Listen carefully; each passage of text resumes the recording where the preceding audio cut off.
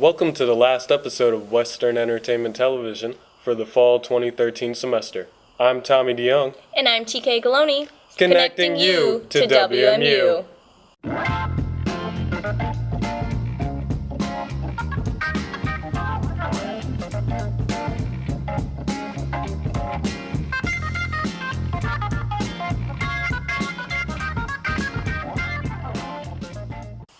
Coming up in this episode, we will recap Pride Prom, see what people are doing for the holiday break, and take a look at Habitat for Humanity's Shantytown.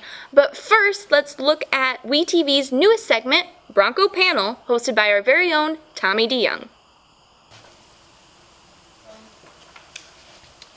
Hey guys, I'm Tommy here, and today we're going to have WeTV's first segment of Bronco Panel. Now, the way Bronco Panel works is we get two current topics that are going on in the student community, and we have two different points of view. So each contestant will be able to have 30 seconds to answer each question on their points of view of the issue or topic at hand. And today we have Nicole Conyers and Darius Anderson, and today we are going to talk about the PS4 and comparing it with the new Xbox One. So, first questions. In terms of video game exclusives, Nicole, what does the PS4 have over the Xbox One? I think the PS4, as far as game exclusives, they definitely have the advantage of having a lot of Game of the Year games. Definitely with PS3, Last of Us was a big one. And just continuing to put out games like that just puts a good name for Sony. Okay. So Darius, how about you? What video games does the Xbox One have exclusive compared to the PS4? Oh, Xbox has Halo 4, Gears of War, Forza Motorsports is another big one. Dead Rising 3, which just came out for Xbox One. But it also have new next-gen games that people are waiting for, like Titanfall is like the big killer app everybody's talking about right now. So I think the Xbox One have a stable of exclusive games. Okay. My next question will be, in terms of online gameplay, Nicole, how does the PS4 gonna hold up against the Xbox One this year? Compared to a lot of mixed reviews over their online in the previous generation. I definitely think that a lot of improvements were made in the online mode compared to PS3. Now you do have to pay for online gaming for PS4, but it's definitely, I think, improvements made in the system. And a lot of people had issues with hacking into, online mode for PS3, but I don't think that will be quite as a worry anymore. Okay, sounds good. Now, same question to you, Darius. What do you think? Well, online stable. Xbox Live has been like the big premier online gaming, and they're improving with the Xbox One with the cloud system. How, for instance, Forza Motorsports, your actual how you drive in the game pops up online. Other people play their single player against your other people's actual driving skill. So with the cloud, and then also Skype, Netflix, Hulu, and all those types of apps like that, Xbox Live is still leading the way. My third question will be, for the next generation controllers, now the PS4 has a completely redesigned DualShock 4. How do you think that's going to be faring against Xbox One and compared to their last generation of controllers? I think this is probably one of the biggest moves for PS4 is the change in controller design. The triggers is a big one. For a lot of first-person shooter games, people were a little irritated with the PS3 controllers, or the traditional Sony controller, and now that they have changed that to more of a first-person shooter friendly controller, I think that's an advantage. And also, there's a share button on the controller, so you can upload your footage to a social media site and share your stats and trophies and things like that online. And also a headphone port. So all these things just really help to just make the controller better and the game experience better. Okay. How about you, Darius? What do you think? Well, I know with the controller they stick to the same format as the 360 controller, but they did improve on their horrible D-pad. So guys who play fine games, we got a great D-pad to use now. And also, don't forget Connect is also a controller too. Well, actually, it removes the controller and you do gestures and voice commands. So. My last question is going to be in regards to the special features on both consoles. What do you think the PS4 has over the Xbox One that could keep it as the top lead? I don't know if it's so much as a special feature as it is just the overall purpose of the game system compared to that of Xbox. The goal or the target market for PS4 is for gamers. And for Xbox or Microsoft, theirs is more so for a living room entertainment system. And so when you look at that and you kind of see the differences. Oh, sorry. That's the 30 seconds going into effect there. So, Darius, how about you? Well, I think one thing the Xbox have proved that they are in the next generation system with the whole snap command similar to Windows. I can snap two different browsers so you can be playing games and watching TV at the same time. And that's another thing with the input, allow your HDMI input. You can stream your cable television through your Xbox, so it is the only system you need in your living room. This has been Bronco Panel. I'm Tommy DeYoung. Back to the studio. Up next is Bianca Anderson with this episode segment of Bronco Hotspot featuring Alpha Sigma Phi. Hey, welcome back to Bronco Hotspot. With me today is a member from a new fraternity to Western's campus. President AJ Williams is here from Alpha Sigma Phi. So, tell us about your fraternity and how you came to Western. A little bit of background information about the fraternity and the history is it was founded at Yale University in 1845, and I found out about the fraternity through an email from one of the members at headquarters named Dylan, and I just thought it would be an awesome experience to be a founding father of the fraternity. What made you want to become a part of the fraternity? Well, one, when I heard that a new fraternity was coming to Western, I was absolutely just elated because I knew I could come in as a founding father, and me and my brothers who else joined can actually build the fraternity up in the image that we would want to portray it, and we can leave a legacy here. What separates you from other fraternities? Like, what makes you unique? I think what separates Alpha Sigma Phi from all the other fraternities, don't get me wrong, all of the other fraternities are very unique in their own way. For me personally, it's the one diversity factor, not just of races or ethnicities, but also we have a lot of personality types. We took the True Colors not too long ago. The True Colors test, we have a mixture of blues, golds, blue golds. Even myself, I'm a blue gold. So, how many members do you have so far? Right now, we are at 12 members, including myself. I have 11 other pledge brothers, but we want to at least have 14 members, at least, at the very minimum, 14 members by the next pledge ceremony. But I feel like a good ideal membership total would be 20 to 25. So how do people get involved, or how do you, get, students or men to join the organization? Basically, right now, since, we're just starting out, most of the new membership comes from people, me and my other pledge brothers that we know and who are interested in Greek life. What elements make you unique? Every fraternity is unique in their own way, but for me personally, what makes Alpha Sigma Phi unique is, one, we have a lot of diversity, just not in race or ethnicity, but also in personality.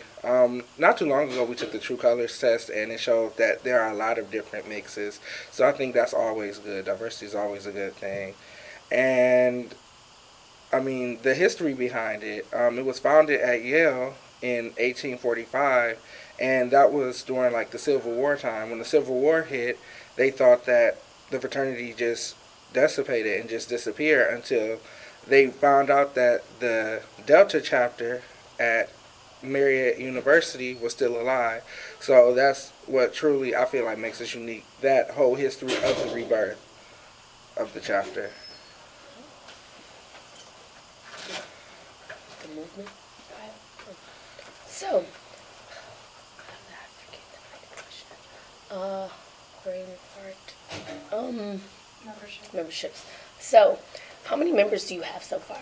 Right now, we are at 12 members, including myself. I have 11 other pledge brothers, but we want to at least have 14 members, at least, at the very minimum, 14 members by the next pledge ceremony. But I feel like a good ideal membership total would be 20 to 25.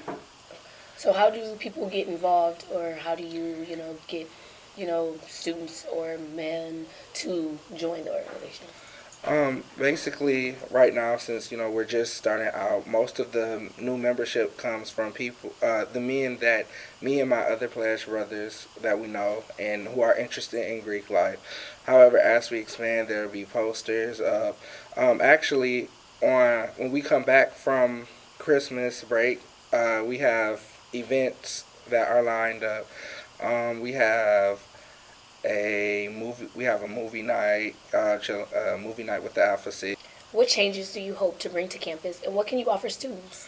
The changes that we plan to bring to campus is we want to break the stereotypes of fraternity life through our fraternity.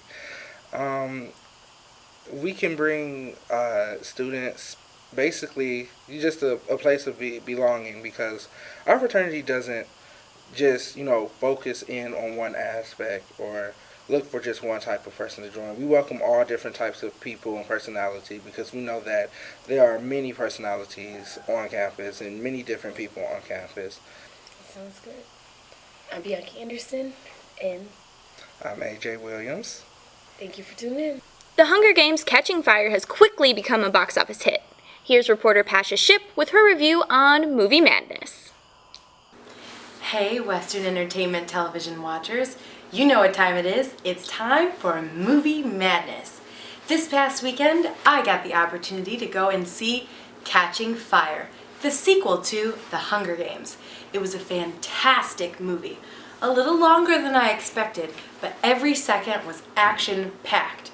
I don't want to give it away too much because a lot of people still have not gone to see it. But let's just say that you will really see Katniss shine in this movie. Fantastic. Wouldn't trade this movie for any other movie. Honestly, I really liked it. There's plenty of action if you're an action and thrill seeker. There's plenty of storyline if you like plots and putting pieces of the puzzle together. There are plenty of pieces to put together for this puzzle. And there's a big twist. I don't want to give too much of it away though, like I said, because a lot of people haven't seen it. So this is your opportunity. Go see Catching Fire. I'm about to go see it again. See you later.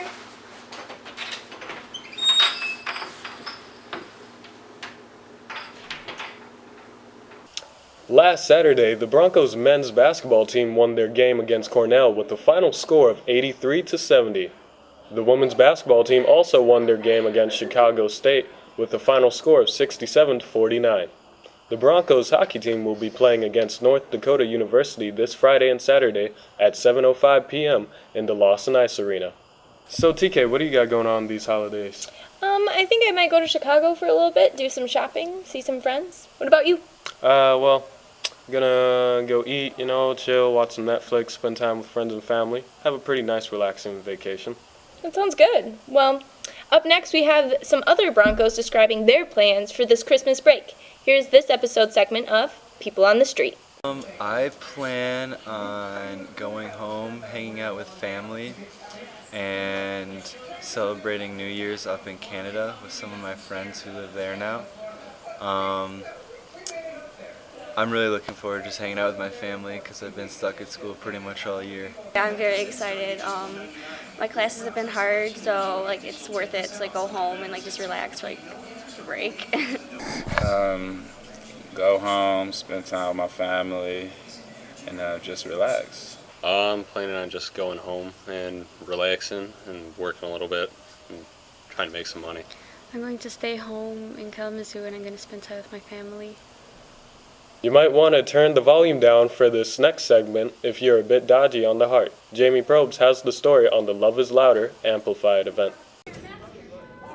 On Friday, November 22nd, the RSO Love is Louder teamed up with the Western Student Association, WSA, and the Campus Activities Board, CAB, to host the Love is Louder Amplify It Art Exhibit and Talent Show in the Bernhardt Center North Ballroom. The Love is Louder movement was created in the year 2000 by the JED Foundation, a non-profit organization dedicated to promote mental health and prevent suicide among college students, MTV, and the actress Brittany Snow as an outreach program for those feeling mistreated, misunderstood, or alone. Specifically, the Western Michigan University chapter, according to their Facebook page, states that their mission is to produce a positive environment on campus so students can cope with stress via resources, self-expression, and togetherness. With doors open at 7 p.m. and the talent show beginning at 8 p.m., event-goers had an hour to not only enjoy artwork and vote for their favorites, but also have an opportunity to learn about the numerous RSOs that were invited to support the event. I'm a writer for CampusTrends. We are a magazine at campus. We're primarily written for women and by women. We cover a wide range of topics and we publish all online. Well, CREW stands for Creating Realities Everyone Wants, and we're at WMU, so that's what we're trying to do. We focus on student safety and awareness. We're trying to have the Broncos of Western look out for each other in everything that they do, so we're trying to bring the campus together in a safe manner and make sure that, when we're in the classroom or off campus, that while we're doing, whatever independent thing we want to, we're still looking out for each other. I am the PR for our group, which is Project Uplift. It's a non-profit organization to promote awareness for HIV and AIDS on campus and students in the community.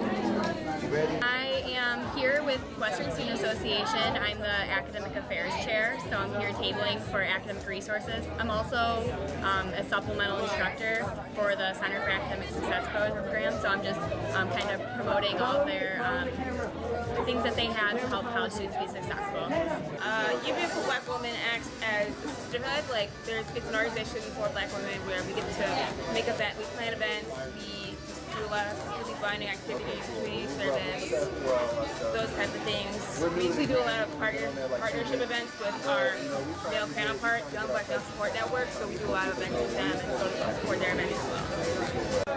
Our group works to raise awareness about the LGBT community, create a safe space for students identify as lesbian, bisexual, gay, transgender, allies, and other sexualities. We also are heavy into activism and making the campus community and the campus community a safer space for everybody.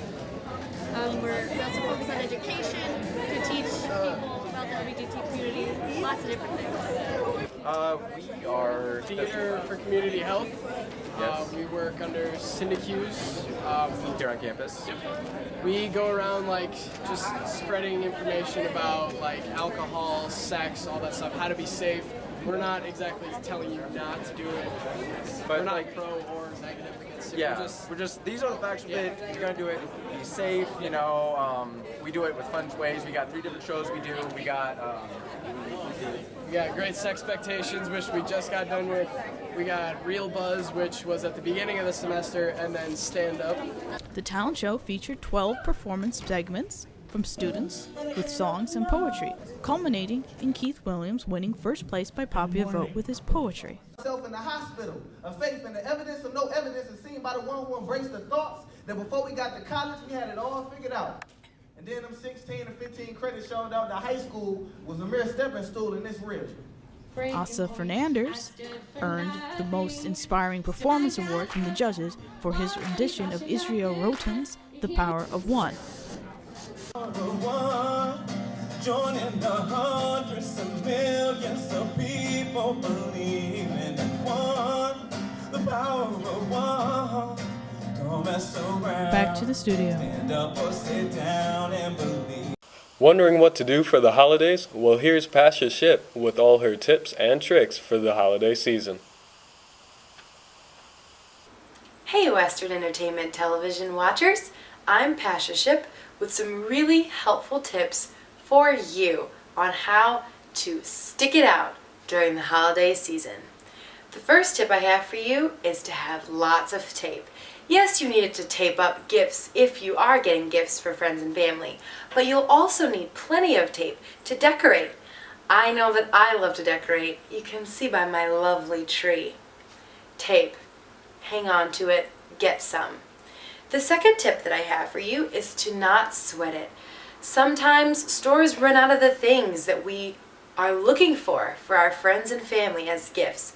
But remember, there are more things out there than just that one thing.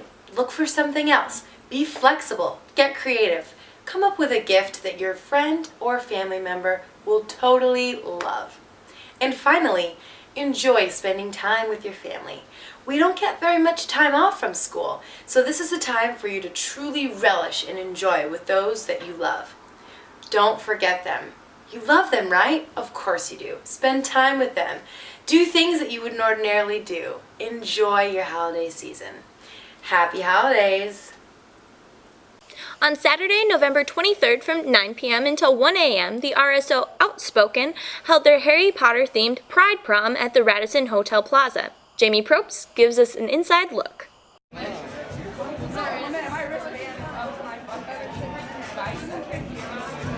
This event is Pride Prom, and it is what we like to call a second chance prom.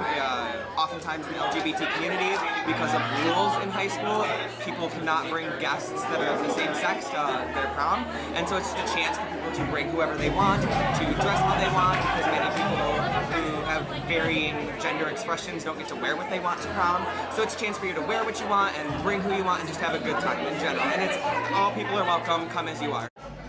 Proceeds are going to the Ruth Ellis Foundation, yes, which is a foundation that helps homeless LGBT teens in the Detroit area.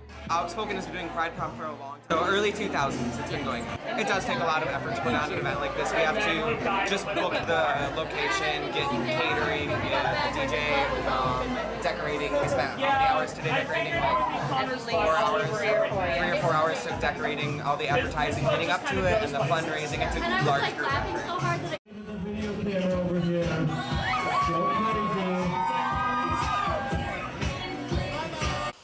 Before Thanksgiving break, Habitat for Humanity held a special fundraiser called Shantytown to raise awareness of homelessness in our city. Here's my coverage of the event. Shantytown is an event that we do a lot of education on poverty. One of our main events is the poverty spectrum. It's where students come in, they're in groups, they're given a case study that looks at different how to describe this, different segments of the population, different issues that people face. With one example, we have a single mom, 2 kids, and her house burnt down. How is she going to find housing here in Kalamazoo? So we have agencies from the Gospel Mission, HRI, Open Doors, Habitat for Humanity, and they all kind of take a certain stance on poverty housing. So just hopefully they can open their eyes and then maybe get personally involved. I'm really big about Habitat, so I would be awesome if they found, Habitat was the right thing for them, but maybe if it's not just reaching out, finding an organization that is the right fit to them and then making a difference here in Kalamazoo and then maybe even on a more global scale too. I started because my girlfriend asked me to help her with and now I'm addicted to doing this event. Yeah, every year is completely different. I mean, you're working with a whole different set of personalities of people. Some people, they really click with certain activities than others. A lot of times they didn't realize, just how much homeless people are in our own city. And also, about a lot of people don't know what Habitat for Humanity is. I mean, I certainly didn't know what it was. I thought it meant building houses for people and that's it. But it's much more than that with the partnering with the actual families. And even the president of our chapter is a Habitat kid. A lot of people don't realize exactly what it is, and it's a great way of informing people of what it is. I think the event went really well. I mean, we had a little bit less numbers than we planned on showing up, but with it being really a lot colder than it normally is in November, we kind of factored that in. But one of the more things I'm personally excited about, we've had a little bit more of a deeper connection and a more ongoing fellowship between students, and really having some people come out and share their personal stories that made this night more, I think, better than it's ever gone before in the past, just because people are making that more personal connection. We do, for Shantytown, it's our big fundraising event each semester.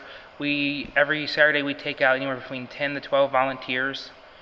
We're trying to work more towards on campus and doing partnerships with different RSOs, so if someone wants to come out and, work with us, and on a Saturday we're completely open for that. Bring people in your organization that are looking for something for philanthropy or just want to even use it as like a team building activity and just make a difference in the community. Just get a hold of us and we'll be happy to work something out and have you come out in Kalamazoo and help build a home for a family in need. Well, study hard for finals, Broncos, and may the odds be ever in your favor. For Western Entertainment Television, I'm TK Galoni. And I'm Tommy DeYoung. Connecting you to WMU.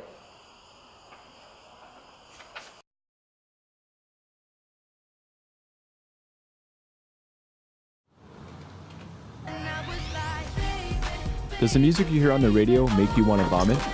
Then tune your radio to 89.1 WIDR in Kalamazoo.